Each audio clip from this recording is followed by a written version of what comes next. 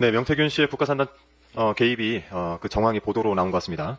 명태균 씨가 창원 국가첨단산업단지 부지 선정과 관련해서 처음부터 끝까지 개입했다는 보도가 어제 나왔습니다.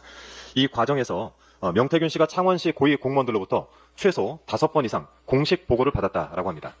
2022년 10월에는 대외비 문서를 검토하고 11월에는 신규 산단의 입지를 구체적으로 제안하고 같은 달엔 국토부 실사단이 왔을 때 직접 안내를 하고 또 대통령이 발표하기 전에는 이미 후보지 선정 사실을 알았다는 명태균 씨.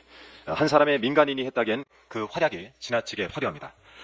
명태균 씨는 대체 뭐 하는 사람입니까? 그리고 뭐가 그렇게 당당합니까? 명태균 씨 법률 대리인인 김소연 변호사는 명 씨의 말을 이렇게 전했습니다. 윤석열 대통령과 김건희 여사가 일반 국민이 하는 말을 귀담아 들어줬다. 성분이 따로 없습니다. 하지만 유독 명태균 씨의 이야기만 잘 들어주는 것은 이상한 일입니다.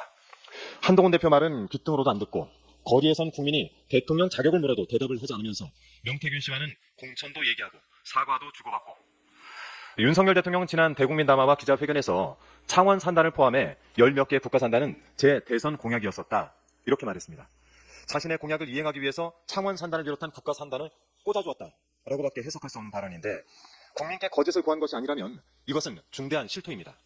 명태균 씨는 창원 산단과 관련해 제가 창원시에 제안을 한 것이다 라고 말했고 두 사람의 말을 종합하면 민간인인 명태균 씨가 제안한 것이 대통령의 대선 공약이 되었고 실제로 점점 현실화된 것입니다. 지금 생각해보면 비애가 된다. 국가산단 일을 맡았던 창원시 고위공무원 모 국장이 이렇게 말을 했다고 합니다. 아무런 권한도 없는 사람에게 산단 입지를 낙점받고 대외비 문서를 보고해야 했던 공무원은 얼마나 자괴감이 들고 괴로웠겠습니까? 국정농단의 주역 민간인 최순실 씨도 더불어민주당은 명태균 날 국정농단의 진상을 낱낱이 밝힐 수 있도록 하루하루 최선을 다하겠습니다. 하나 더 말씀드리겠습니다. 지난 토요일 더불어민주당은 국민과 함께 제2차 국민행동의 날을 개최했습니다. 여러분께서 아시다시피 이날의 구호는 김건희 특검, 전쟁 반대였습니다. 그런데 국민의힘 한동훈 대표는 자꾸 엉뚱한 이야기를 합니다. 판사 겁박 무력 시위라고 낙인을 찍고 싶어하는 것 같습니다. 한마디로 구질구질합니다.